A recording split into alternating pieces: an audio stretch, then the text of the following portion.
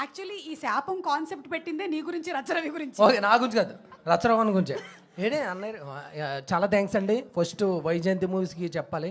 వరుసెట్టి 10 movies ఇచ్చారు, అదే 10 projects ఇచ్చారు నాకు. ఇందులో చెప్పాలంటే నన్ను వీళ్ళే పోషిస్తున్నారు నన్ను ఇండస్ట్రీకి వచ్చాక.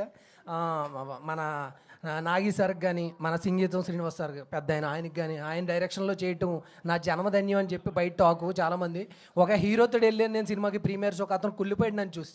నేను చూస్తుంటే జలస వస్తుంది అన్నాడు. నాకు ఎప్పుడు అతను చూస్తూ వచ్చేది, అతను నన్ను చూస్తే జలస వస్తుంది అన్నాడు. ఎందుకని ఆయన డైరెక్షన్లో నువ్వు చేయటం ఏంటి, అసలు ఆయనకి కాస్టింగ్ మీద గ్రిప్ పోయింది అన్నాడు. లేదా ఆయనకు ఉంది అందుకని నన్ను పెట్టుకున్నారు, నేను పెట్టుకోలేదు అన్న.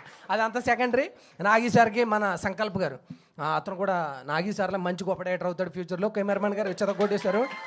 ఇంకా దేవిశ్రీ ప్రసాద్ గారు అయితే రంగస్థలంలో ఆ నైట్ సీను కొట్టినప్పటి నుంచి నాకు ఆయన అంటే చాలా ఇష్టం. ఇందులో చెతక్కొట్టి ఇసురు అవతల పడదొబ్బారు, మామూలుగా లేదు, బేబచ్చం చేశారు.